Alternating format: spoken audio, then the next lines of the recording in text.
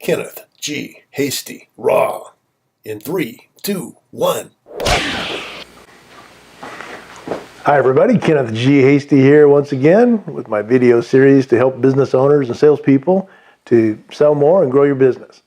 So hopefully my presentations help, and hopefully you like them. If you do like them, then please like, forward, retweet, etc., and we can keep them going. If you want to check me out, it's kennethghasty.com. So today's presentation is called Your PowerPoint Presentation Probably Sucks. You may not like me after that, but actually it probably does. Most of the people, when they do a PowerPoint presentation, I do in my consulting, I review a lot of PowerPoint presentations. I make some for people, and I've presented Lord knows how many times. But most PowerPoint presentations, for starters, are text heavy. So what does that mean? That means you've got like a paragraph or more. You should have a font size no smaller than 28 in your PowerPoint presentations. And most people try to get a lot on a page. And so that does one of two things. It bores your readers. I mean, now they're trying to read Gone with the Wind on your PowerPoint. And then also it causes you to do something like this. So here's my PowerPoint, right? So here's, and you basically read your paragraph. How boring is that, right? People say, well, I can read it from here if I have long enough time. So I recommend ideally having a graphic on every page, and also limit your text way, way back. You can use more slides and still have the same amount of text, but make the audience experience a lot more user-friendly.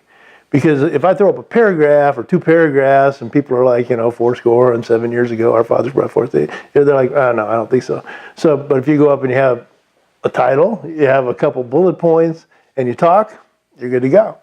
Now, a lot of people are saying don't use bullets on your bullet points anymore. I'm not so sure that that's so valid, but I've been reading that in some of the blogs and things lately. Number two, your PowerPoint oftentimes is the color is really dark. Everybody's trying to get really cool with the PowerPoints nowadays. You've got all these different applications that allow you to do all these different cool things.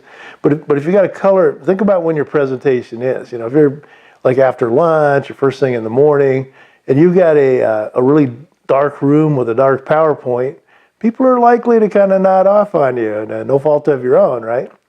Number two is people try to make them too exciting. So, we've got transitions and we can do things, and it's fun to use those in moderation. But if you've got a PowerPoint where things are zipping in and zooming around and spinning, and people are like, what is this, a circus, or am I here to kind of learn how to do something, So my recommendation will be, you can use animations and things, use them to your benefit, but use them sparingly. Another thing I highly recommend is videos. If you can put a very short video in the middle of a PowerPoint, especially if you got some music to it or some kind of a soundtrack or something fun or exciting, it changes it up. It mixes it up for the crowd, because at the end of the day, you're presenting a lot of logical information, but unfortunately people don't tend to buy on logic. They tend to buy on emotion and justify it with logic. So the better they feel about your presentation, the better they feel during your presentation, the better they feel about how you presented your presentation, the more likely they are to be receptive from purchasing your product or buying from your company. So rethink your PowerPoints, and that's all I'm going to do today. I could go on for a while on this topic, but I think we got a pretty good start. So Kenneth G Hasty signing off, and we'll see you again soon. Thank you.